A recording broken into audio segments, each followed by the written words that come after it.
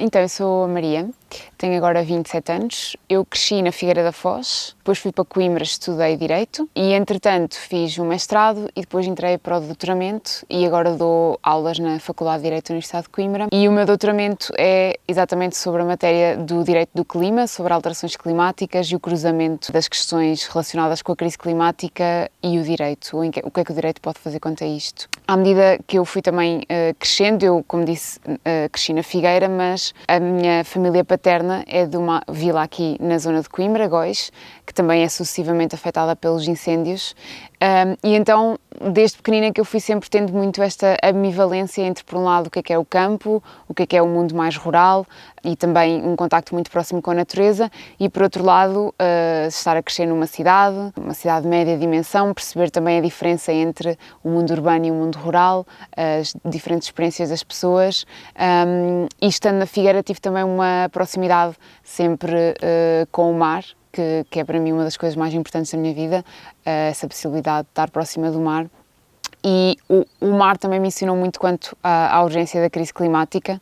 Nós na Figueira temos vários problemas com a subida do nível da água do mar e, portanto, eu tinha os dois lados. Por um lado, estava muito próxima do mundo urbano, onde eu também via o mar a subir e a afetar as próprias cidades onde viviam as pessoas, e, por outro lado, essa perspectiva mais do campo, onde os incêndios eram uma realidade desde que eu me conheço e, portanto, tinha um bocadinho esses dois lados. Depois, quando eu fui estudar para Coimbra, fui tirar Direito, tinha muito aquela ideia de que queria ir para um curso que me desse a possibilidade de fazer justiça, mas soube logo desde cedo que nunca queria exercer o direito na prática, ser advogada ou juíza. Sabia que queria dar aulas, isso é aquilo que eu gosto mesmo de fazer, de ensinar, e portanto fui ficando na faculdade. E quando fui fazer o doutoramento, escolhi o direito do clima, que é uma área que não é muito abordada em Portugal, precisamente porque tinha este background e interessava-me bastante pelas questões climáticas e sentia que o direito estava um bocado isolado disso e não devia estar. Quando comecei a investigar sobre estas questões, apercebi-me, ou melhor, senti que não podia estar só dentro de casa a estudar e a fazer uma tese, precisava também de ir para o mundo real e tentar fazer alguma coisa quanto a isso. E então fui-me juntando a outros ativistas, fui indo a manifestações, ações de protesto, etc. E nesses contextos também percebi que muitas das pessoas que querem fazer alguma coisa, muitos dos ativistas, das pessoas que vão às manifestações, etc., tinham dificuldade de aceder à informação jurídica, legal, sobre quais são os seus direitos, direito de manifestação, etc., o que é que existe para proteger o ambiente ao nível das leis, e então percebi que podia pôr as ferramentas que eu já tinha, que era a minha licenciatura em Direito, ao serviço desta causa, ajudando outras pessoas como eu, também queriam ir para a rua manifestar-se e tentar que as coisas ficassem melhores. Ser ativista devia ser uma coisa muito mais simples do que às vezes parece que é. E eu acho que um ativista é por simplesmente uma pessoa que se preocupa com uma causa e que tenta agir de alguma forma para ajudar essa causa a avançar e para que as coisas mudem a esse propósito. E isto pode ir desde uma pessoa que está preocupada com os oceanos e que vai apanhar plástico para a praia, até à pessoa que simplesmente começou agora a perceber que há um problema qualquer e então tenta falar com os amigos e com a família. Isso para mim também já é uma fonte de ativismo super importante, espalhar conhecimento às pessoas à nossa volta. E depois, obviamente, temos o lado mais empenhado do mundo ativista, que são as pessoas que estão mais na linha da frente, que vão a protestos, que fazem outro tipo de ações mais diretas, e portanto eu acho que nós temos um espectro muito grande daquilo que pode ser o ativismo, mas no final das contas estão sempre pessoas que se importam com uma causa e tentam fazer alguma coisa quanto a isso. Este ativismo um bocado mais disruptivo, mais das ruas, se nós olharmos para a história, é um fator essencial da mudança, do progresso social. Nós, quando vimos direitos das mulheres, nada teria sido conquistado se elas não tivessem ido para a rua. Por exemplo, o movimento das sufragistas, que foi o primeiro movimento já mais ou menos feminista, cujo único objetivo era obter o voto para as mulheres, teve que partir montras na altura para chamar a atenção. O único objetivo dessas ações mais performativas era fazer com que as pessoas olhassem para um problema que elas não ignoravam todos os dias.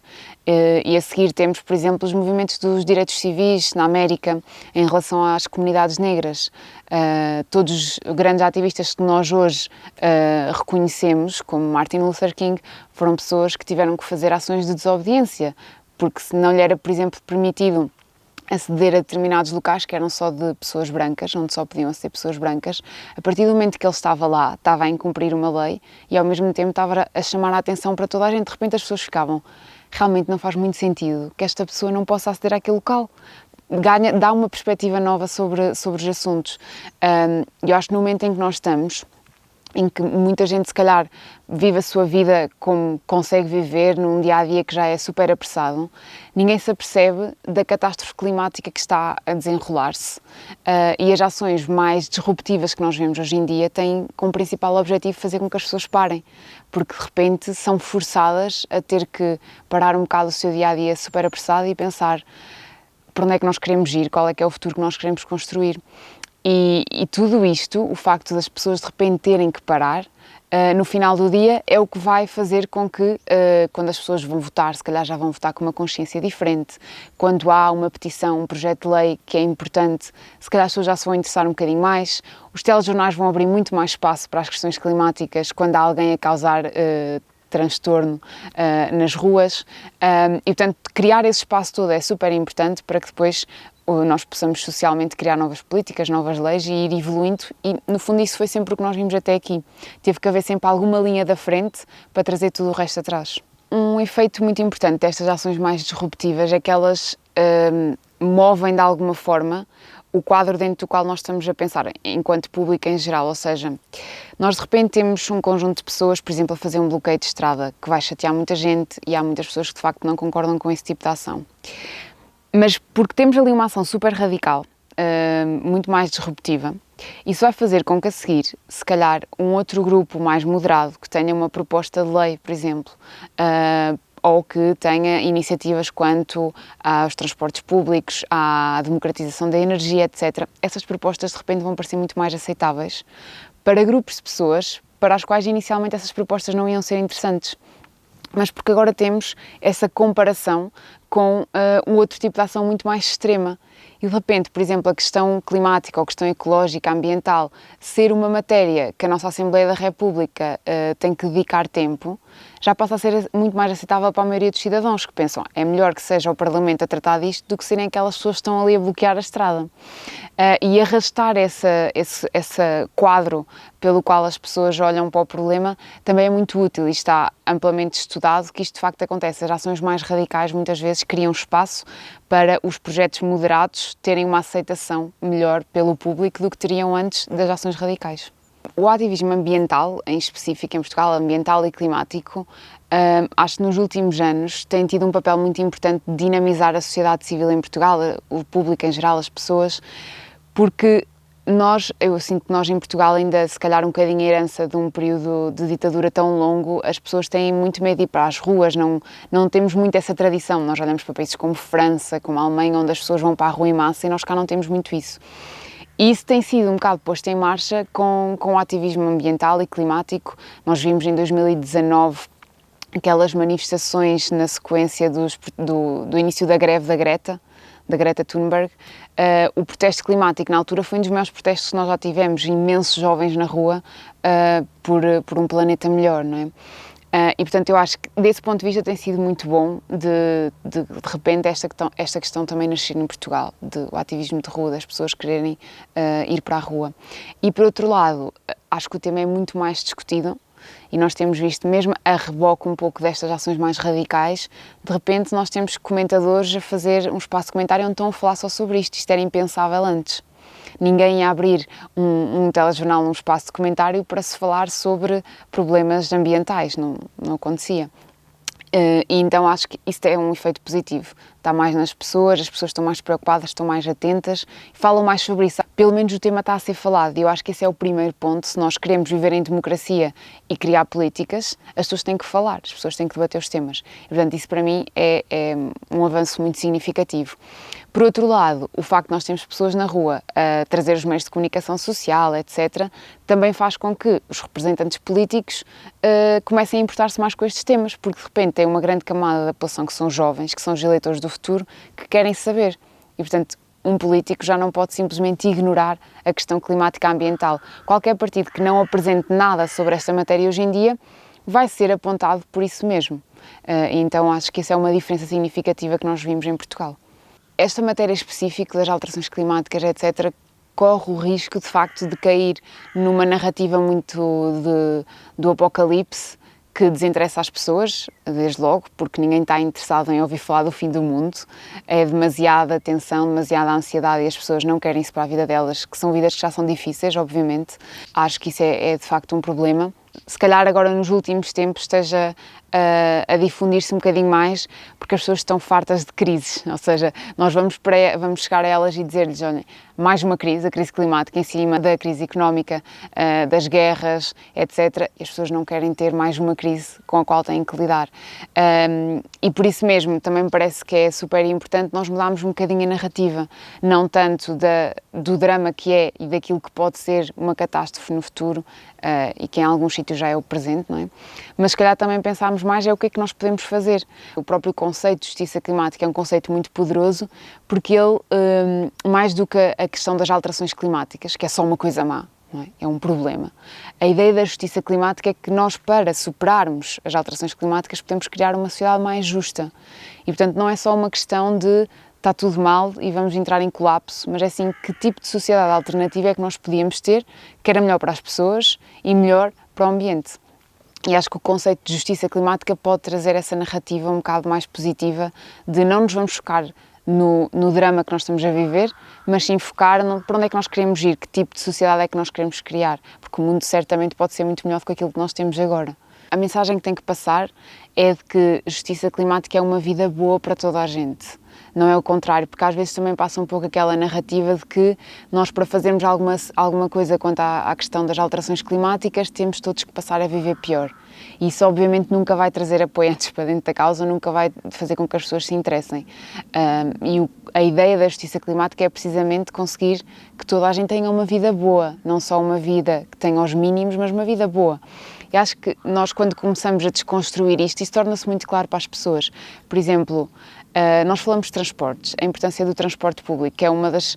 Em Portugal, por exemplo, vai ser a chave. Se nós queremos, de facto, evoluir para um país mais sustentável, nós precisamos claramente de passar dos carros para o transporte público, aumentar a ferrovia e deixar de parte todo aquele tráfico que as pessoas a entrar nas cidades ficam horas no trânsito. Ninguém gosta disso, isso não é bom para ninguém. Eu acho que se as pessoas tivessem um transporte público, as levasse ao trabalho em 10, 15 minutos, sem elas terem que perder 45 minutos no trânsito, isso era uma vida boa para toda a gente. Melhorávamos os níveis de poluição, melhorávamos a vida das pessoas, perdiam menos tempo, estressavam-se menos, estavam menos ansiosas e podiam passar mais tempo com os filhos, porque se calhar não precisavam sair tão cedo de manhã. Então aqui nós vemos que uma medida muito simples, que é aumentar a rede de transporte público, vai melhorar a vida para toda a gente e melhorar também o ambiente pelo caminho. E a mesma questão que os transportes, por exemplo, diminuir os carros na cidade vai diminuir a poluição. Hoje em dia a asma infantil é um problema gravíssimo nos países do Ocidente por causa dos carros nas cidades. Eu, um dia que tenha filhos, gostava imenso que eles pudessem andar em cidades com o mínimo de carros possíveis e eu não ter que me preocupar que eles estão a consumir gases tóxicos o dia todo. Isso era algo que também ia melhorar a vida para toda a gente. Estavas a falar da alimentação, a mesma coisa. A saúde aqui ia fazer um cruzamento claro também com as questões ambientais. E, portanto, eu diria que quando nós fazemos a desconstrução do conceito de justiça climática e conseguimos mostrar às pessoas que nós também queremos uma vida melhor, isso é absolutamente fundamental. Um mundo onde nós conseguimos, de facto, adaptar-nos e superar o problema da crise climática é também um mundo onde nós temos uma sociedade mais justa, que é melhor para toda a gente. Todas as pessoas gostam de viver em sítios verdes e bonitos e não numa cidade completamente congestionada. A ação que se diz que o indivíduo pode fazer individualmente e que tem maior impacto é reduzir o consumo de carne para o clima, ou seja, isto porque a agropecuária é uma indústria que produz muitos gases com efeitos de estufa, produz muito metano, e o metano é um gás que tem uma capacidade de aquecimento até superior ao dióxido de carbono, nós estamos mais habituados a ouvir falar, e portanto reduzir o consumo de carne é extremamente importante e normalmente os estudos indicam que é a ação individual que tem mais impacto. Isto não quer dizer ser vegetariano ou ser vegano, é reduzir. E quando nós olhamos para esta ação, vem um bocadinho na sequência daquilo que nós estávamos a falar, que é reduzir o consumo de carne, sobretudo o nível de consumo de carne que nós temos em países como Portugal e o resto dos países da Europa, não vai ser só extremamente interessante para questões ambientais, mas vai também ajudar a saúde das pessoas. Obviamente nós temos um consumo de carne demasiado elevado. Por exemplo, em Portugal a causa de morte número 1 é a doença cardiovascular. Os médicos estão fartos de dizer que isto está muito relacionado com excesso de consumo de carne, de outros produtos, mas a carne também. E, portanto, estamos também a contribuir para a nossa saúde. E, ao mesmo tempo, se calhar, iríamos estar a contribuir também para, e depois a carne que fosse consumida, se calhar fazer um consumo muito mais consciente, apoiar os produtores locais, e aí também estamos a dinamizar a nossa própria cultura, as pessoas, as comunidades, de uma forma que não fazemos quando estamos a consumir carne em massa, que obviamente nós não conseguimos produzir toda em Portugal, tem que vir de outros sítios do mundo, portanto, acresce ainda as emissões do transporte, etc. Portanto, essa é uma ação que acho que é simples, e que, de facto, tem um impacto muito positivo a muitos níveis. Ao nível, se calhar, do indivíduo enquanto parte de um coletivo e das comunidades onde está, eu acho que, até para não nos sentirmos tão assoberbados, porque às vezes a pressão de fazer tudo bem, enquanto pessoa, pode ser completamente aterrorizadora. E nós depois começamos a sentir muitos sentimentos de culpa porque tive que comprar uma garrafa de água que é de plástico, não é? E nós já todos sabemos que devemos tentar reduzir os embalagens, etc. Mas isso às vezes pode ser esmagador, porque uma pessoa depois começa a ficar super estressada em todas as situações sociais porque não consegue ser perfeito. Então também juntar a grupos que existam. Há sempre um grupo em todos os lados que faz qualquer coisa, que vai limpar matas, que vai apanhar os plásticos nas praias, etc. E também ter essa dimensão mais de coletivo, de fazer coisas com outras pessoas, para sentirmos que temos uma força maior e que não temos que ser perfeitos nos nossos atos individuais todos os dias, porque é impossível nunca comprarmos uma garrafinha de água, porque às vezes temos muita sede e não há nenhuma outra hipótese, não é? E portanto, juntar esses dois lados, ter atenção a estas ações individuais, mas também nunca esquecer de estar com outras pessoas e fazer ações coletivas que fazem totalmente a diferença na maneira como nós nos sentimos. Muitas vezes as pessoas que rejeitam a existência da crise climática ou até que simplesmente não estão para aí viradas e não querem ouvir falar disso, eu acho que a maior parte das vezes são pessoas que simplesmente não têm tempo e espaço mental para isso, vivem vidas que são muito atarefadas e eu percebo completamente isso. Nós temos, de facto, um modelo de sociedade que é capaz de esmagar-nos com responsabilidades, prazos, horários, trabalhamos muitas horas, temos muito pouco para a família, tempo para a família e para os amigos e se calhar às vezes não queremos perder o pouco tempo que já temos com a vida a preocupar-nos com coisas que depois muitas vezes são enquadradas como se fossem um problema do futuro e que se calhar nos nossos dias já não são um problema do futuro e são um problema do presente. E por isso mesmo, eu acho que vale a pena pôr de lado a narrativa do clima e do ambiente, e porque não vamos insistir numa narrativa que não vai convencer aquelas pessoas se as pessoas não estão interessadas nisso. Mas se eu lhes disser, se calhar, que de facto nós podíamos ter cidades muito menos congestionadas, onde o trânsito fluísse muito melhor, se eu lhes disser que também é importante, se calhar, que nós todos trabalhássemos um bocado menos. Se eu lhes disser que os bens alimentares que eles estão a comprar neste momento têm uma inflação galopante e que, de facto, devíamos fazer alguma coisa quanto a isso. Ou seja, irmos aos problemas que os preocupam, porque todos esses problemas têm sempre na raiz o problema da crise climática e o problema da ambiental, porque na realidade isso hoje é a base de tudo, no nosso tempo é. E então se calhar ir àquilo que lhes interessa, ir primeiro aos problemas que lhes interessa, que a maior parte das vezes são problemas sociais completamente válidos. Por exemplo, acho que um dos setores da sociedade onde isto era muito comum eram os trabalhadores que tinham de ficar sem os seus empregos por causa da legislação ambiental. Agora vamos fechar as fábricas e o que é que estas pessoas vão ficar sem emprego? Para isso era o que lhes importava.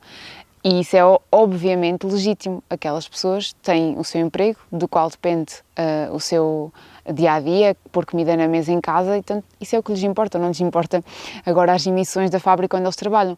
E por isso mesmo, se calhar, em vez de irmos com a abordagem de mas as emissões dos gases com efeitos de estufa, que são coisas super distantes das pessoas, se calhar ir ter com estas pessoas e dizer, vocês merecem um emprego melhor, porque as pessoas que trabalham naquele local também estão constantemente a consumir aqueles gases.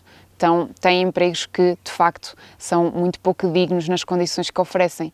E, portanto, em vez de irmos com a narrativa de precisamos de fechar esta fábrica por causa das emissões, se calhar nós precisamos de transformar estes trabalhadores, dar-lhes outras oportunidades que lhes vão dar uma vida mais digna. E se calhar aí nós já conseguimos trazer essas pessoas para dentro da luta sem elas saberem que estão na luta, porque na realidade estão apenas a tentar ter uma vida digna, que toda a gente tem direito a isso. Eu diria provavelmente que acho que há duas coisas, pelo menos que eu até penso para mim própria todos os dias para continuar a fazer isto. A primeira coisa é que eu sinto que nós estamos num momento da história onde nós não temos outra hipótese, ou seja, aquilo que vier vai vir e nós simplesmente podemos tentar fazer com que esse futuro seja o melhor possível.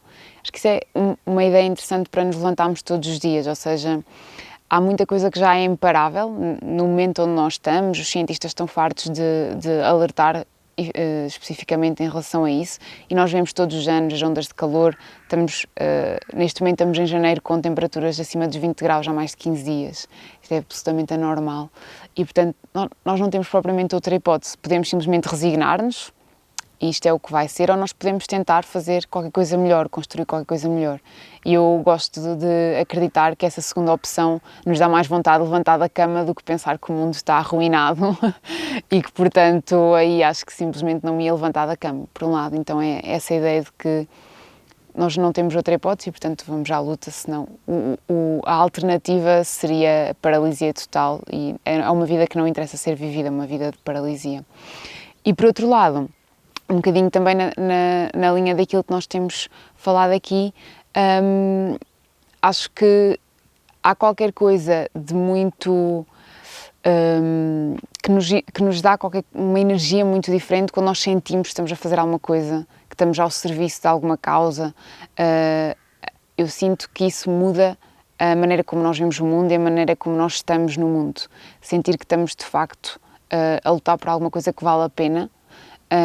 Muda a nossa vida completamente, muda também a perspectiva que nós temos sobre os nossos próprios problemas, sobre as dificuldades, porque as dificuldades vão sempre surgir na nossa vida pessoal. Queria sublinhar que às vezes a questão climática, a urgência climática é um problema tão grande, global, que nos faz sentir muito insignificantes, não é? Porque perante um problema que é completamente avassalador, nós podemos ficar naquela posição de sentir que somos muito pequeninos.